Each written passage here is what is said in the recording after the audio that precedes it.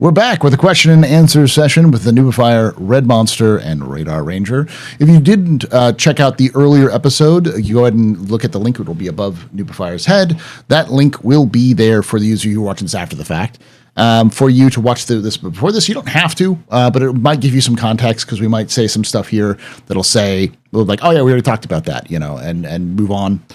But this is just question and answers where we answer questions from the chat live, which I'd love to have you join us live at twitch.tv/theastropub, youtube.com/theastropubLive on Saturdays at 4 p.m. Eastern, 1 p.m. Pacific to come ask your questions live here as well. All right, let's move on to the first question. We've got 9 questions so far. First question is from Gin and Tonic, who asks, how would you structure communal org assets, money, ships, bases, etc., to minimize the danger of org leadership walking away from them with them?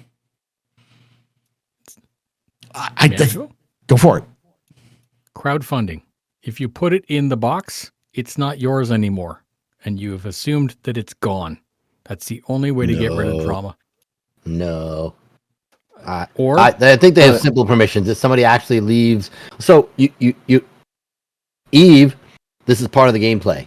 Being able to connive people and sneak and take stuff. I'm not a big fan of it, but it's unfortunately something that could happen.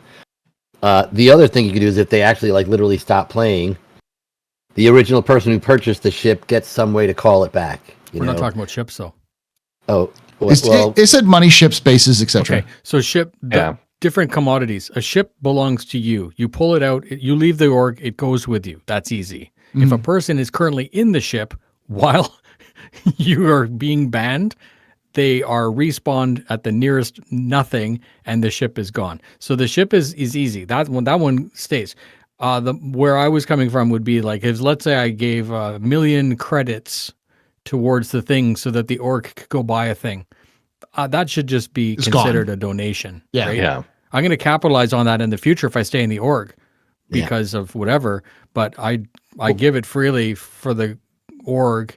There's no way to account for all of it. That would be micro. But what if you are the leader and you're doing a fundraiser so the org can purchase like an Idris, and then right when you reach the point where you have 1 million credits, you just take the credits and run.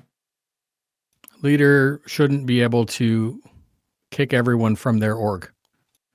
No, you could leave the org, technically speaking, but the idea is then they don't get the money because it stays there. Yeah, but then how do we spend the money? Like, how do you you could transfer it to your personal stash and then leave the org.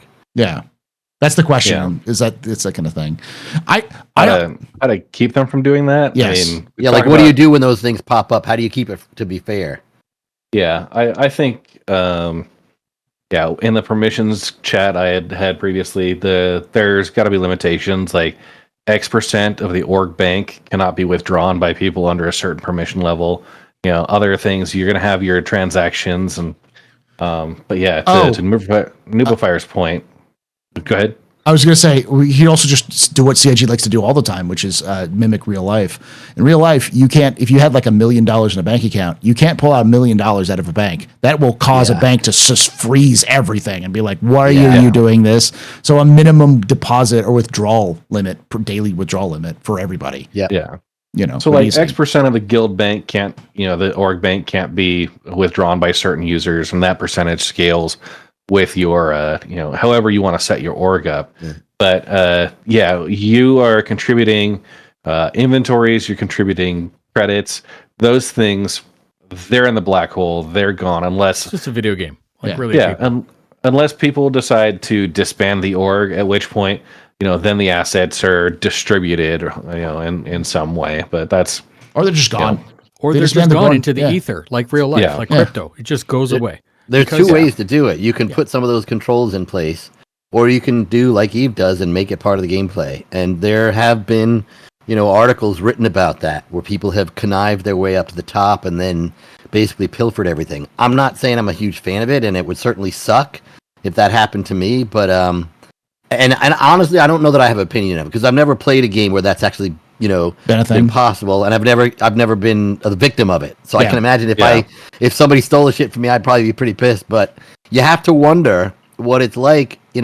How did they screw up so badly to let this guy get into a position of leadership and then take stuff? Then Yeah. don't ever donate any money to the org. Then, if you're worried about it, Yeah. you know what I mean. Like, Yeah. it's an effing video game, and I know people take things too seriously, but people have to remember it is a video game. So if I give the org like 10 million credits, and I lose it all and I get kicked out, well then guess what? I've got 10 million reasons to go play the game again. Yeah. I agree. I'm of the opinion, generally speaking, that like I am a chaos gremlin. I think chaos is a good thing in games because it makes more interests. It makes people want to, do things. Like someone's got to be the bad guy, and I don't mind being the bad guy. But at the same time, I think that chaos drives engagement. I was a big fan of the original Jumptown for that reason. Like I think people giving a reason for people to do things and bump into each other will make interesting things. Sometimes they'll bounce off each other because they're just fighting and fighting. Sometimes they'll come together and be like, hey, why are we fighting? We can work together and kill that guy. And then we can control this region a little bit more. That kind of thing. Emergent gameplay, as that's like to say. Choose your leadership wisely. Yeah. So. He's muted. Am I muted? Sorry. Look at that. How stupid. Player alliances are what you're talking about. They have that in EVE, and it is a huge part of its success there because you may not be able to amass this 10,000 member org, but you've got a 100-person org and a couple of other 100-person orgs, and they all hate this big guy who's a pain in the ass and kind of bullying other orgs. Mm-hmm. Having that kind of functionality, that's part of the organizational tools that they should definitely keep in mind. Player org alliances. Yeah. But I think the simple answer is just the leaders can do with what they want, and CIG can add different restrictions. And if the simple thing is just do what would a corporation in real life have to go through in terms of procedures for these sorts of things? Because there's definitely corporations where the founder cuts and runs, does a rug pull, and just dips, and you could have something like that too. So. Who knows? And don't bother making a support ticket for it because CIG doesn't care. Yeah. And I think to a degree, CIG likes that sort of thing too, because that makes it more interesting. Took all my money. Yeah. Okay. Get good. That sounds like a skill issue.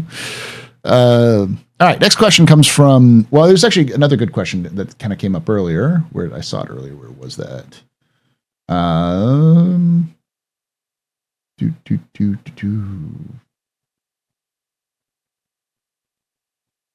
Where I saw it was under when someone resubscribed and had a question. I was like, there it goes. Haraback, who asks, how bad do you think solo players will be about the engineering at first? Okay, I've got an opinion on this. I don't think it's going to change anything because you can already play a big ship, and if somebody blows you up, you're dead in the water. Mm-hmm. I think you'll still play a big ship. If somebody, attacks you and you get your butt kicked, you're still going to be dead in the water. But now you might have a chance to run around and repair things if they decide to leave and not board your ship. Mm-hmm. It's going to be the same gameplay. Yep. You just now would have options for recovering potentially if you're not completely destroyed. Radar, you ever play Battlefield? No. Yeah. Okay. Yeah. You've got two helicopters in the air and they're both shooting at each other. Yeah. And one has an engineer on board fixing, and the other one doesn't. One blows up, the other one doesn't. And that's really the gameplay. You can choose to go out there. That's how the game works now. Yep, exactly. This is what I'm saying, is it already exists in gameplay, and it's already good. So this is great. It literally risk reward, right? Yeah. You could have two dudes in two ships, or you could have two dudes in one ship, and the one ship will survive better because the other dude is able to go do dude stuff in the back. Yeah. I don't think the solo players will necessarily. I think Dar's just saying, but we're talking about solo. But I think that the point that Radar and Noob are making is there's not going to be a change. It's not a change from how it functions right now. It's just going to benefit players who have multiple players. It'll be at a disadvantage, though. Yes, I think is the answer. Yeah. Yeah, but maybe that's the way it's intended. Yeah, and if you're a hardcore solo player, like, you've made that choice, right? Yes. And if you're a solo player who's out there and you're struggling against some of those orgs, maybe that's the catalyst for you to go find a group that aligns with your interests. Try and get on board with them, and drives you into that group gameplay. Yeah. Or multi-box a second NPC in the back, and fix your own GD ship. Yeah. There'll also be people. They'll be eventually have, and CIG seems to be really focusing right now on getting social AI and AI systems working, probably for squadron-based reasons. But I can't imagine that won't have a carryover for NPCs. It might still be a while before that happens, but even R2D2. Yeah, something running around with this spiky, just sticking his probe inside unwanted computers. Yeah. All right. Next question comes from Gin and Tonic, who asks, how would you incentivize orgs to use in-game systems rather than third-party systems like Discord? I can answer that very simple. Permissions. If it gives me in-game benefits. Yeah. My thing is you won't really. Yeah. Like, people are always going to use Discord. But, the tools that I think really need to be in the game aren't necessarily the tools that are served by Discord. You need all the permission stuff that we've talked about, sharing of resources, things like that. Those aren't things that you can do with Discord. Discord, people are always going to use it for one reason or another. It's good. It's something that, they've specialized in making, and CIG is not really ever going to expect to compete with it on a feature-by-feature level. They'll even the in-game VoIP is good for talking to other people who aren't in your Discord, but it's not really probably the best thing to talk to your own org. People, may very well do it, and it sounds cool, when you're chatting with somebody like that, but, you'll always have things like Discord out there. It's the stuff that Discord can't do that you'll need the in-game tools for. Yeah, and I think the other thing is Discord is a multi-game platform. It's not specific to any one thing. My own org, we've got people that are doing Helldivers and Project Zomboid, and there's, kind of the flavor of the week that happens within that community of gamers who have, just because we like each other's game style, it's kind of the vibe that people come for. But the org tools within the game need to be able to serve, the purposes that Discord can't fill necessarily. And if it's going to compete with Discord on certain features, it needs to do those in a better way, right? It needs to be a more reliable VoIP tied with, in-game access. I think it's one of those things you have to do it better, right? Yeah. And you have to be able to provide the features that Discord can't. Integration. With that. Yeah. It has to be integrated, so if I punch out, it automatically sends out a service beacon and messages people that are online. Those types of things are the thing that Discord will not be able to do without very crazy bots, specialized bots. And then, even then, if the data stream isn't allowed to be leaving the game in any container other than Spectrum, then how would you do it? You'd have to get a bot that reads another bot. It's just crazy. Most people wouldn't want to do that, especially if the system does what it's supposed to do. So just like you're saying, permissions and all the stuff together is the way. You'll still be using Discord for comms, but you'll also have this up on your iPad or something, Mm-hmm. Yeah. Yeah. I think the key is to make the org system integrated into the gameplay. That's it. Oh, and someone was asking, what do I mean by social AI? What I meant was that CIG is currently on a big focus on getting social AI done, which is like how AI reacts to different aspects, what they do, their patterns, their I call it the tag system, but I think they call it something different. The different personality systems they developed for AI. That system is being worked on, which means that if it's being worked on for Squadron, that those sorts of systems will eventually be ported over to Star Citizen, which will allow for things like being able to command an AI to do, you go fix thing. You are engineer, go fix when things are broken. And you are gunner, shoot these things, that kind of thing. That sort of system, which will allow for solo players to use multi-crew ships a little bit better, but they're never going to be as efficient or as good as, Bob, who you can throw a wrench at and be like, Bob, hit that thing. And he'll just be like, okay, I aim at thing and hit it, or I repair this, or, oh no, there's something wrong. I have to switch targets to this one because it's closer, that kind of stuff. Bob will always beat the NPC 001 that's on your ship. So, yeah. All right, next question comes from Gin and Tonic, who asks, how does the panel feel about CIG establishing a paid surface for the moderation of art assets to be used in-game for things like org logos that could be applied to armor or ships or flags to fly from vehicles or over bases? Love it. So for those who don't know, the idea is that there needs to be some sort of moderation if you're going to allow for player created art and assets to be added into the game, because players will add in copyright material almost instantly. What was it you told me about? Time to penis? Yeah, time to penis. There's another one, TTP. They'll do some things which will not fly with terms of service, because they just will. So you can't just give them unfettered access to add things into the game, like art assets and stuff like that. But the idea that's been floated by the community multiple times is a CIG hires somebody whose sole job is to look at the art assets and to decide if it's good or not. And then when then if it's approved, you have to pay money to get it added into the game. But it might be something like you can pay some money and it's an org logo that you can then give to your org, and then they can add it to their clothing or to their ships as like a designator sort of thing. Does it really need to be paid though? The person would be paid what, $80,000 a year?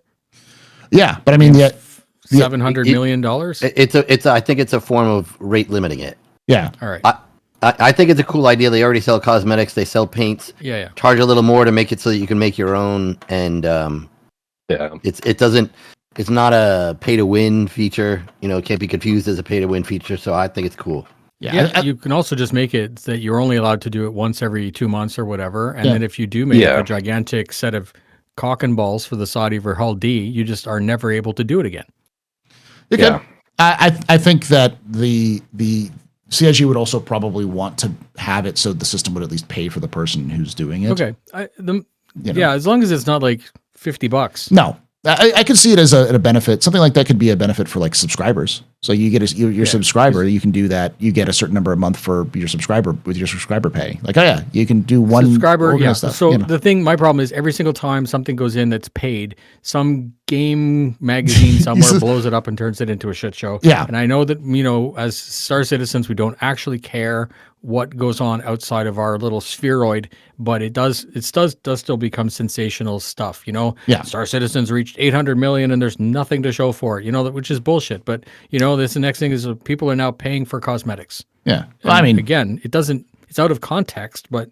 Yeah. I mean, we're already paying for cosmetics. It's just we have very, when is the hex code paint skin coming in, right? Don't even get me started. Yeah, like it's the customizable aspects that are missing, right? And that's a small fee I could be on board with, and obviously it's going to need to be moderated because you talk about Battlefield. I've seen plenty of very offensive clan tags in there that like the only gate there is once it's created if someone goes through and reports it after the fact. All right. You get your money back.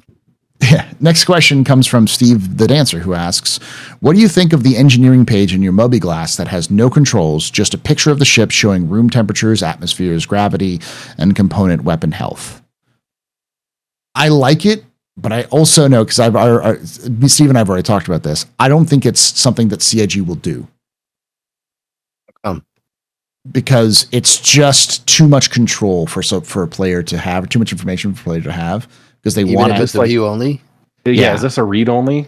This would be a read only. It wouldn't just be a read only, but you'd be able to text the status of everything at a moment's What notice. if it was only good if you were inside the ship at the time? No, I mean that makes sense. But what I was saying is like I think it's a good idea, but I don't think CIG is going to do it because CIG wants the role of engineer, like a chief engineer who's like managing the damage control systems and stuff like that. They want that role to exist, and so they want to. If you had somebody who could just pull up a Moby-Glass and see exactly where the problem was, you wouldn't need somebody who's coordinating the like you go here, fix this, go here to fix that. I think it would make sense to have there, and my work experience has been around very expensive, complex machinery, and we have these type of status views that are available as read only. You have to log in to be able to actually access or change anything, but having at a glance this view of, okay, this room, the temperature's way hot. Okay, that's probably on fire. I don't want to go there. Mm-hmm. That's like a basic safety measure. And I can support it being a read-only view that somebody who's like just an inexperienced player on the ship and says, oh, like that room's got something weird with it. Let's go take a look. And this is what kind of generates the interest is for somebody to take on that chief engineering role. What do you think there, Radar? I kind of like it too. I mean, I don't see any immediate big blockers to it. Like not to contradict what you were saying, Paul, but I think to your point, having somebody play the role of engineer, that person really kind of needs to be in control of stuff. The idea of having a view-only panel in your mobiGlas might still be handy enough for you to stay aware of what's going on with your ship and still, work with whoever's sitting at the console to kind of direct them around. I mean, I get your point, but I wonder if there's a way to sort of tackle that. I think it's cool. I think it's a neat idea. Yeah. Like I said, I don't think it's a bad idea, but I don't see CIG doing it because I see CIG trying to limit the access to it. That's my point. It's like, good idea. I don't think CIG would go for it because they have very, very specific ideas on how things should work. And I don't think they would deviate from that too much. The Noob, do you think that it'd be a good idea to have a read-only mobiGlas? So they've already spoken about it in all of the Squadron 42 stuff and all of the player sensors. They're trying to give you the ability to have awareness, like the fog of war, how it just stops here. So even if you weren't tied into that ship, if you were just a stowaway, right, you should still be able to look and see what's behind the wall, adjacent. It's 1,000 years from the future. Like if there's fire there, you should be able to see it. So even if it's not for the purpose of helping the engineer or maintain your own thing, even within lore, it would make sense that a player should be able to see some amount of data. Yeah. All right. Moving on to the next question, which is Gin and Tonic, who asks, should there be a limit to the number of people in a single org? No. No, it's going to be their problem in managing a 1 billion person org. That's fine. Yeah. That's all good. I think the only limitation would be like technical limitation. I don't think there would be, but because it's just small amounts of data, but. I just thought of something though. If they do org hangars and then you have an org trading thing. Remember I was talking about how I can have a box of stuff in the thing and radar could come and grab. If you give people the ability to do that and you can have limitless amounts, then you're just going to have an org called Star Citizen Marketplace. Yeah. And so it'll give people permission to go to the place and get the stuff. Right. So it's weird how you say no or yes, but then, you know exactly what the developers are dealing with. Yeah. You got this causality, that this train of stuff that happens after. It's like, well, how are we going to deal with all that stuff? So anyways, I do appreciate the complexity. Yeah. I'm sure there's going to be some limitations, but I think beyond technical limitations, no. Yeah. And the fact is, any limitation that they put in there are going to be people who game it, figure out a way around those limitations, and open it up. Mm-hmm. Definitely don't want to be part of a large org for those same reasons, or DDoS attack and a bunch of other stuff. Yeah. It's easy. When it's large enough to launch an in-game DDoS attack on a jump point or planet, you have problems. I mean, that's gameplay. If someone is just blocking a jump point, that's either go kill those people or send in the UE Navy. The Fruton torpedoes. Yeah. Blockade. Aren't we already DDoSing ourselves? Like when with the PTU for the new hangars came out, so many people were spawning at these stations. They were all trying to get the departure queue at the same time, right? We essentially DDoSed the landing zones with what, like 50, 100 players? Yeah. Yeah. We can easily do that. Steve the Dancer asks, CIG has said that they are making a player trading system. Do you feel there should be tabs for inter-org trading? I'm going to be clear on this one. CIG has not said that they're making a trading system. What they said is they're updating the system that currently exists for giving credits back and forth so that it works on server meshing. That's there's been a lot of misinformation about that. They're saying, oh, this is a player trading system. And what they mean is it's MoTrader. It's MoTrader, but using the other stuff. I thought I had heard somebody mention something about a marketplace. Not from what I've been able to see, unless it was on like an SCL that I haven't seen. But on monthly reports, they say they keep calling it the player trading system. And but it's always in reference to credits being moved. Yeah. Because they said they're supporting two different currencies. Or multiple currencies, and people are like, oh, multiple currencies, and it's like it's prison credits, it's the prison merits and agree. credits. So. I haven't seen anything on it, and I like as a guy who watches every single live and Inside Star Citizen, the ramifications are not what people are talking about. I haven't heard of anyone mention a marketplace like the conventional MMO marketplace yet. Yeah. So, I think there should be one though. I think there should be a marketplace. Why not? Yeah, I agree. Well, I mean, so let's harp on that a little bit. If you guys remember Star Wars Galaxies, they had the ability to have one of the player roles to be a merchant. So you could actually create like a little store and build stuff. I think something like that would be a really cool idea. And I think the reason why they may be thinking towards that is because of their references to crafting. They've talked about how people can craft certain weapons and certain items and make them better than standard. When that happens, you're likely, it seems like maybe I'm being presumptuous here, but the next logical step from that is to be able to get them to people, sell them or something along those lines.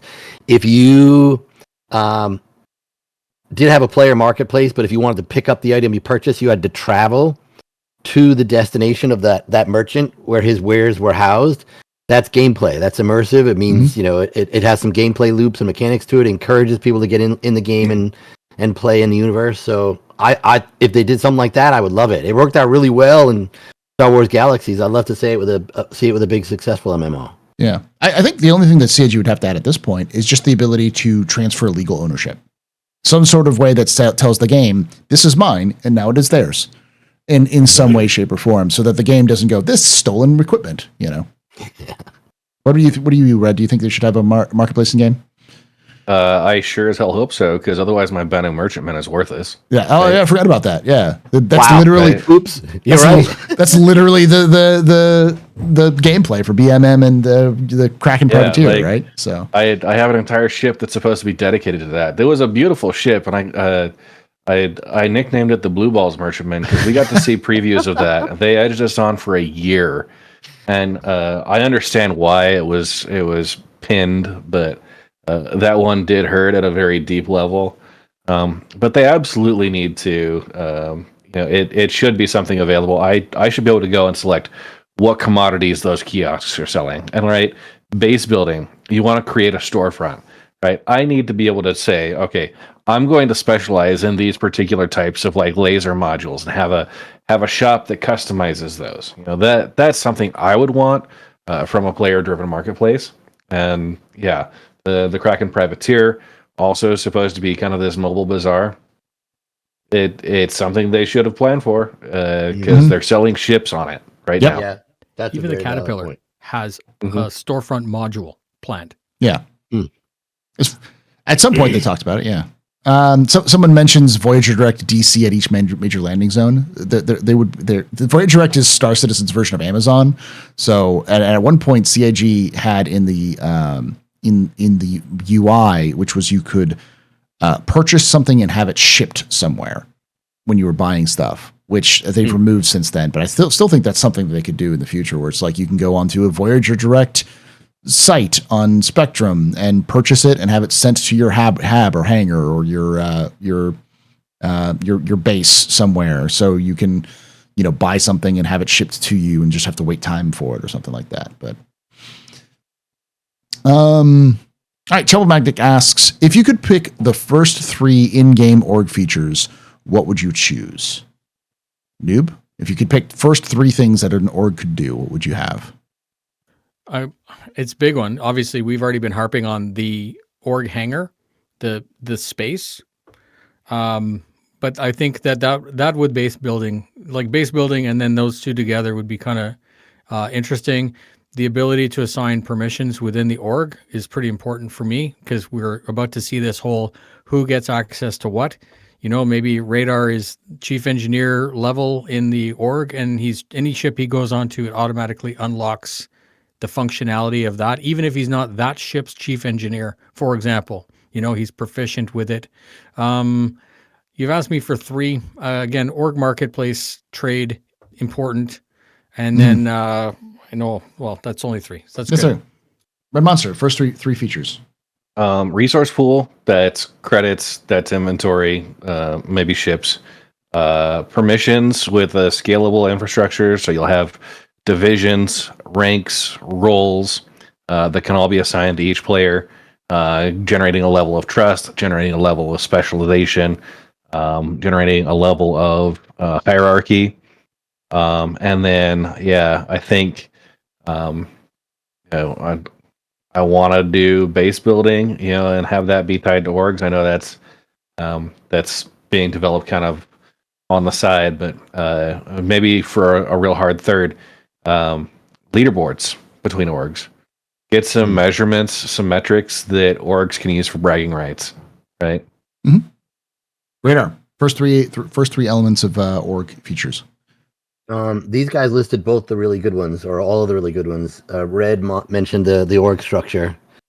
Noob mentioned, I think it was you who mentioned the shared hangar. I wouldn't mind. What sucks is just naming the three is really difficult. I want to see player orgs show up in a scan, which is nice and simple, CIG. Just put that in there. I would love to see being able to declare war versus alliance with them, because being able to determine that on site is immediate content, immediate gameplay. Okay, there's somebody we've declared war against for whatever stupid reason. I'm going to go blow this guy up. The other one really is permission structure, because and mind you, my three are not like the best, but I think they'd be really cool to add because I think they immediately add a twist to the game that's not there now. But the player permissions and the org structure is something that they're going to need to have in order to be able to, grant the roles to ships, like Noob mentioned, because that's something that, is going to be unavoidable here in the near term once, like, the Polaris comes out. Oh, yeah. You're not going to be able to just, make everybody in your party capable of pressing the self-destruct. Oh, like turret gunner. Everyone's qualified turret gunner or not qualified. Engineering panel level 1, 2, 3, can access the 2IC seat. All this stuff is, like what rooms you can go in and out of. It's all something. It's going to be a big pain in the ass, and it's probably going to be on a spreadsheet. Yeah. I really like that idea of the org versus org politics, because there are definitely some orgs out there. Set of like rivals versus allies sort of thing. Yeah, and there's orgs out there that I will definitely 100%. If we see somebody from that org, we're not hanging around, or perhaps it's somebody we know need to go back up, right? I would say the biggest ones are permissions, obviously, some sort of resource pool.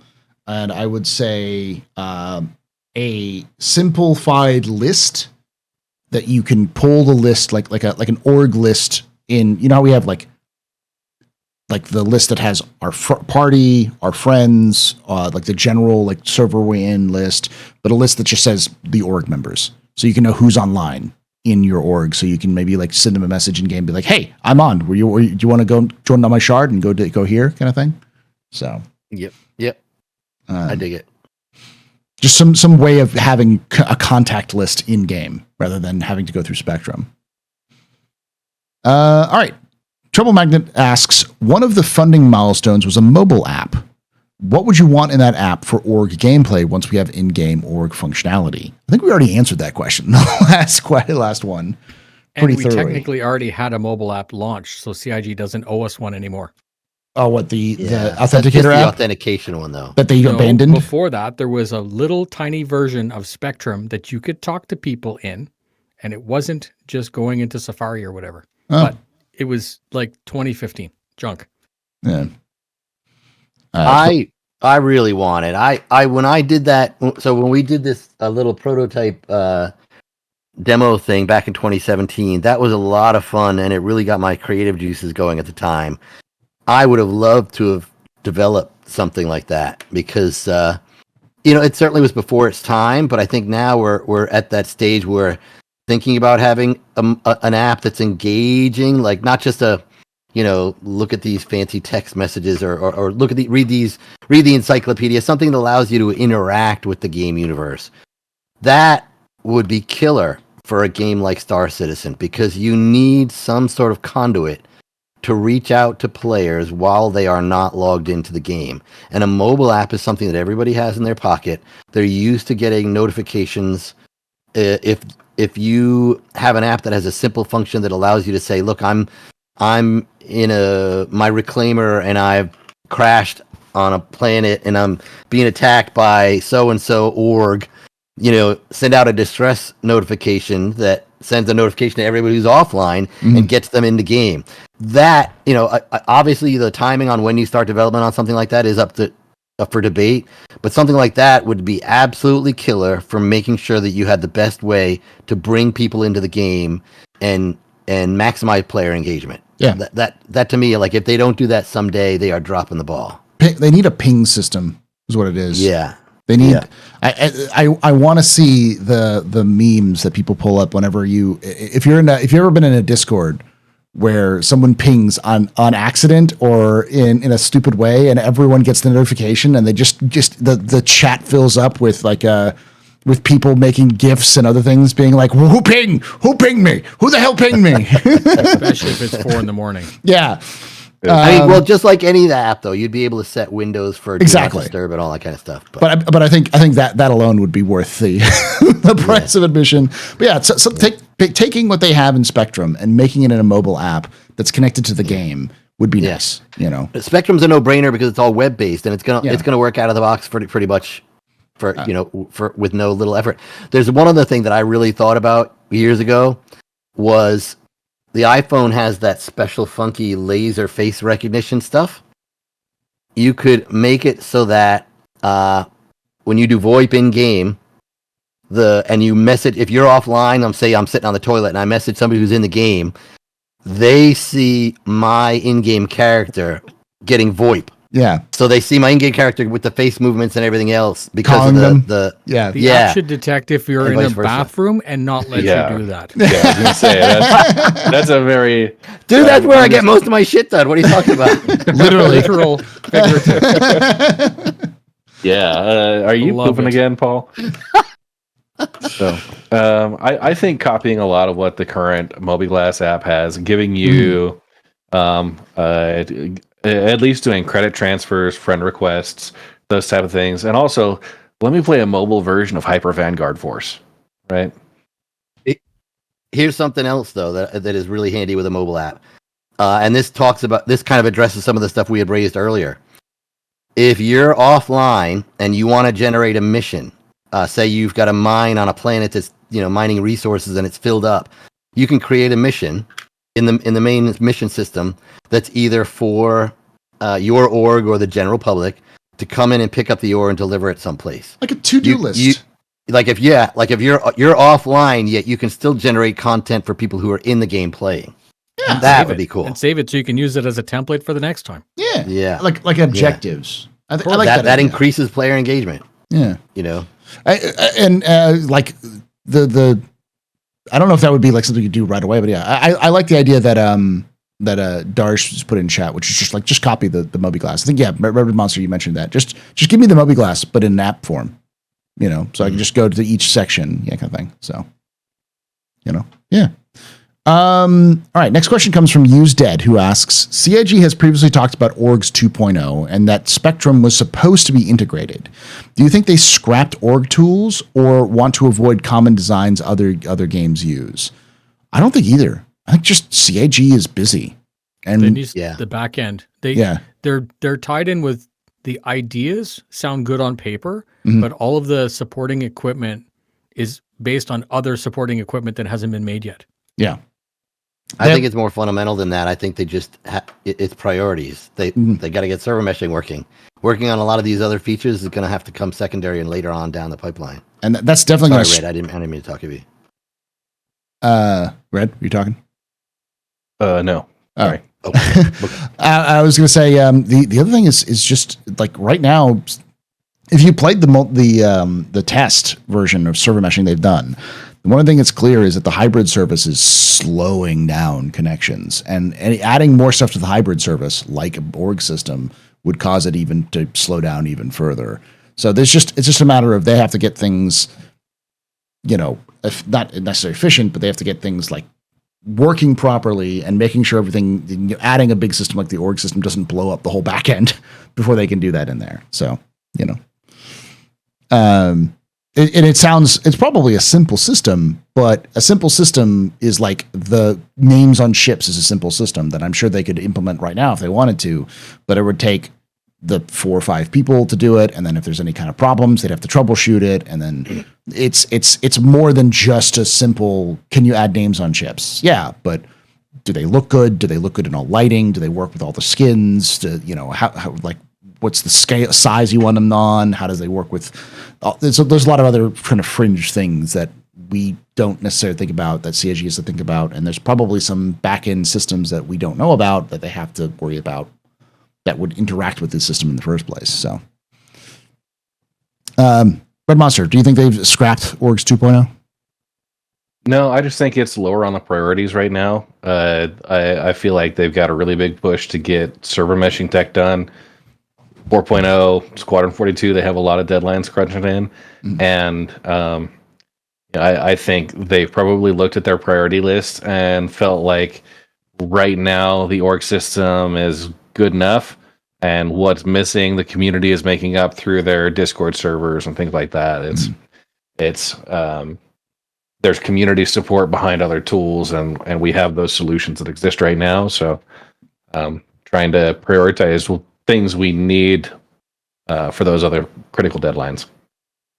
I will add, though, that I think one of the reasons why we're doing this show in the first place was that I think CIG needs to start thinking about it in terms of the planning process. Yeah, they need to get that process started. Because, like I said at the beginning of the episode, which is it takes CIG 6 to 9 months minimum to get something like this done.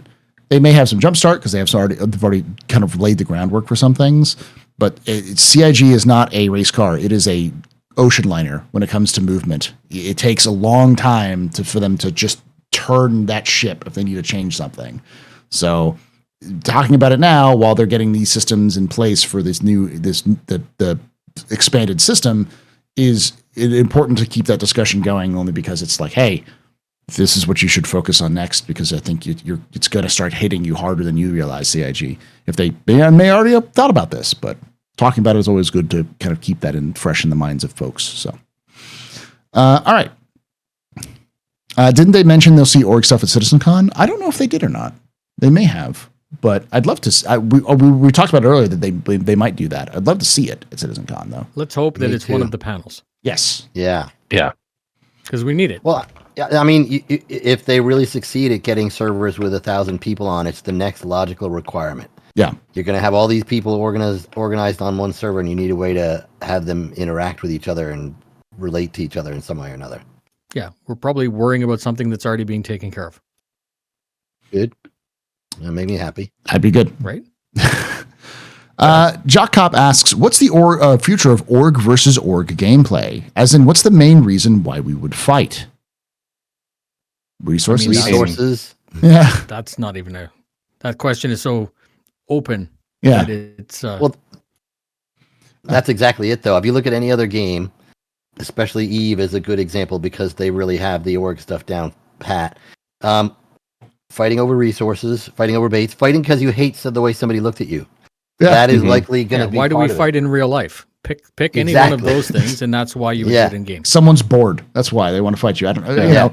Like a perfect example is if word gets out, say there's some planet and some spot on that planet that has this really high-end resource that's hard to get in rare, and you need it in order to build a base, like a mining. There you go. And word gets out.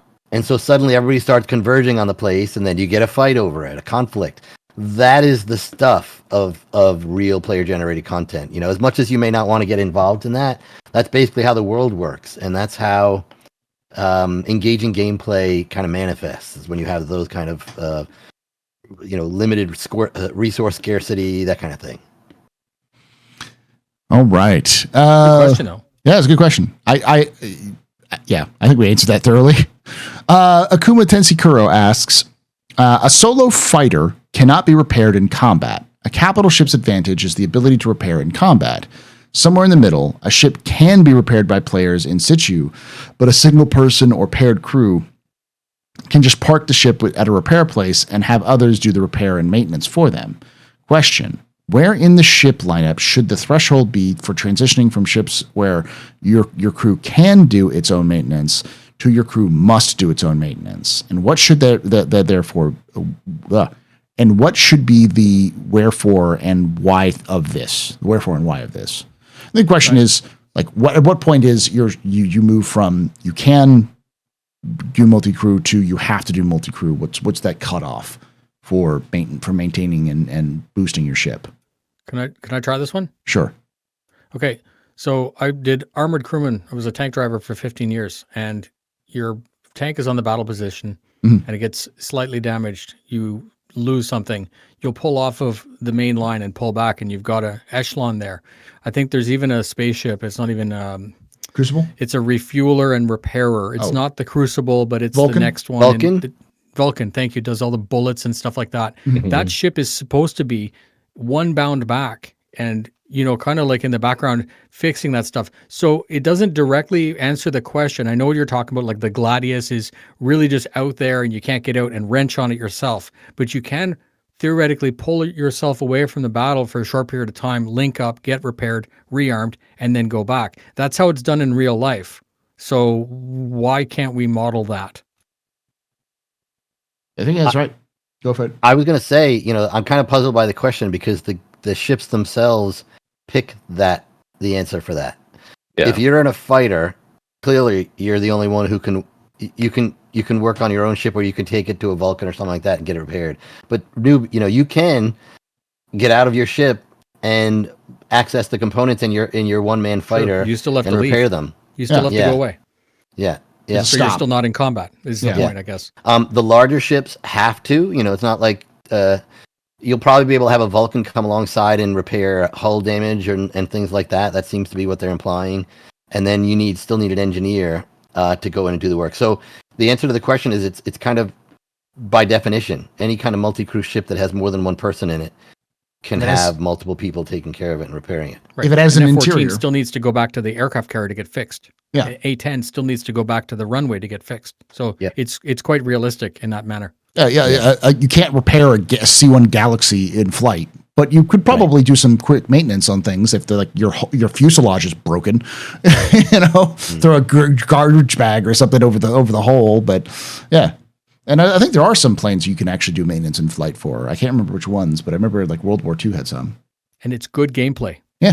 This is multiplayer at its, this is perfection for gameplay. Sea of Thieves. I love Sea of Thieves, and that's basically what it is. You had somebody with the planks going down, planking it up, and bailing water. That was a role. So, what do you think, Red Monster? I mean, I feel like the ships right now kind of dictate that by their own design. You've got the single seaters. Once it has an interior, maybe that's something that you can go and repair.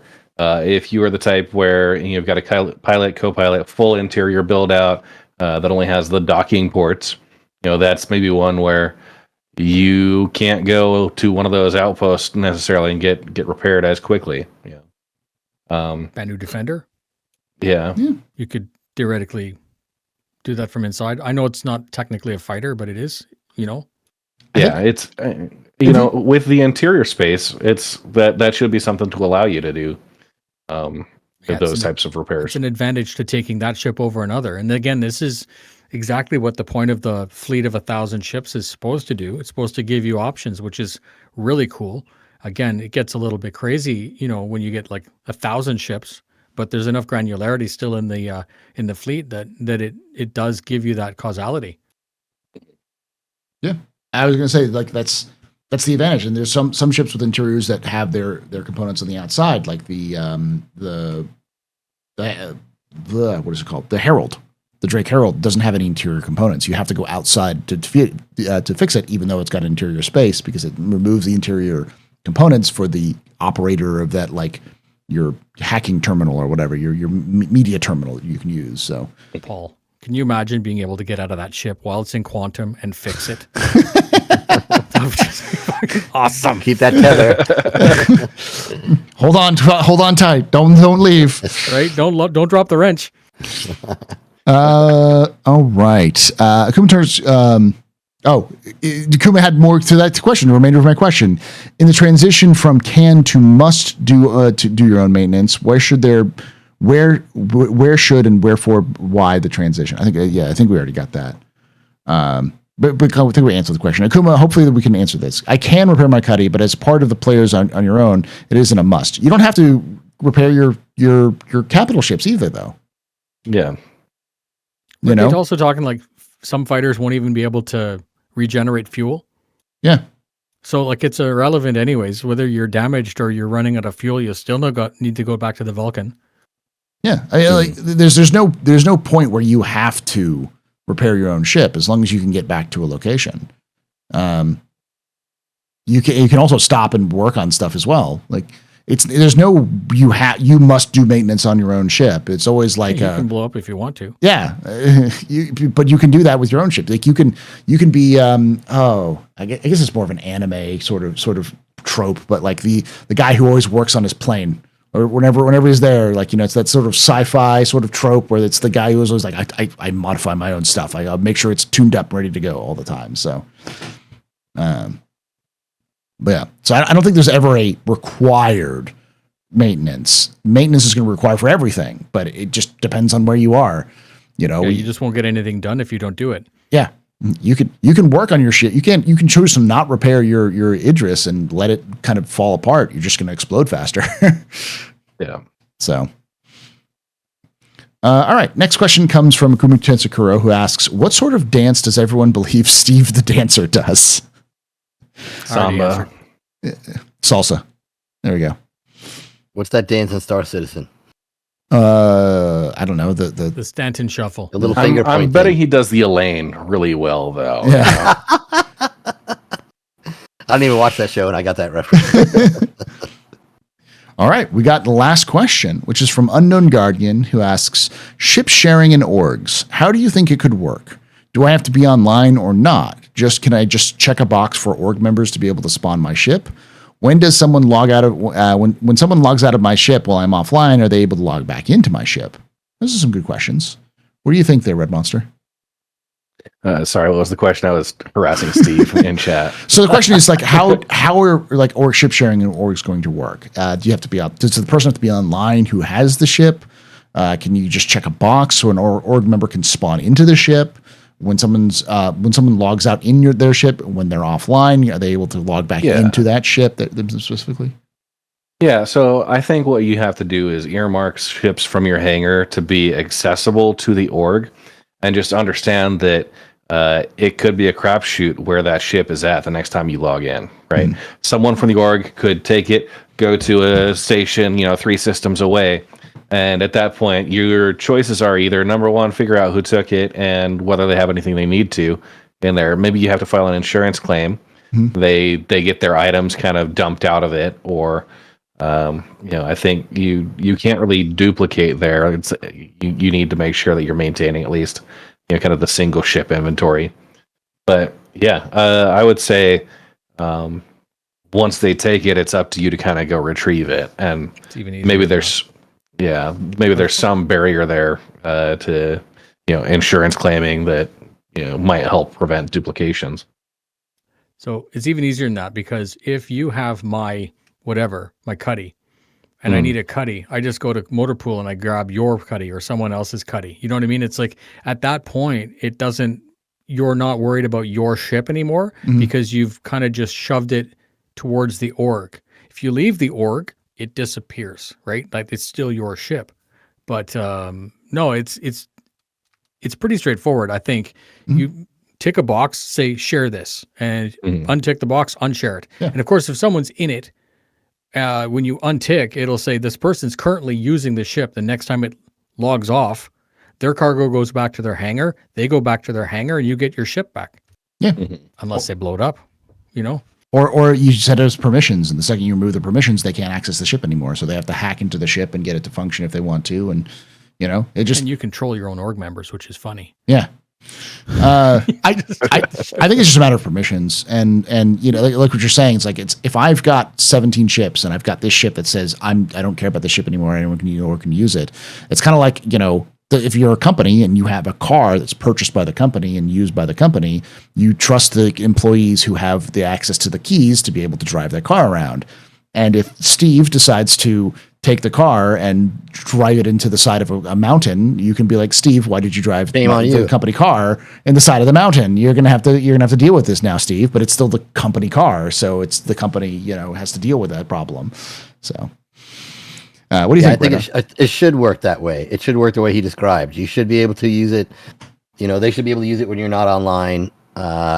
Having a good permission structure would allow that. And then just be smart about it. Don't give it to someone who you're not going to trust. Don't give it to me. Yeah, I will fly it into another ship for fun. That shit happens. You got to deal with that.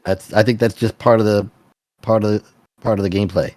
Yeah, we already have that right now. Where like if you're in a party, somebody else can hop into your ship and then control your ship while you're there. So it's not too different from what it is now. So. All right, that was the last question from chat. Thank you so much for hanging out with us. Thank you to Noobifyer and Red Monster and Radar for showing up. Make sure you check out Noobtube's YouTube, Noobifyer's YouTube, and Red Monster's YouTube and their Twitch. And of course, check out My Radar, the My Radar app. I usually talk a lot about it when Andy comes on, but like I actually legitimately like have it as my main weather app, and it's really, really good for those of you who haven't a chance, especially if you live in an area that has a lot of storms. Like I live in Texas, so I have, hurricanes are a thing, tornadoes are a thing. You often get the notifications of like rain is starting or stopping. The storm is this storm has been downgraded to a tropical storm rather than a hurricane. All those sorts of updates are really nice to help that, and it's often better than a lot of the stuff you get from like Google and other things like that. So check that out if you get a chance to, and it's free. So and people always ask, where can you get it? It's in the U.S., it's in Europe, it's in Canada, it's in like most of North America. They have their own satellite. Japan, Australia, UK. Yeah. So they have their own satellite and multiple satellites. So they have lots of different coverage. So, all right. Thank you so much for joining us. If you did enjoy this, hit that follow button if you're on Twitch. Subscribe to us on YouTube. Hit that little bell icon to be notified when this is released. And of course, the like button will help with the algorithm to let other people who watch Star Citizen content know that the Star Citizen content is good. Comment down below if you're watching this after the fact of what's your thoughts on any of these questions.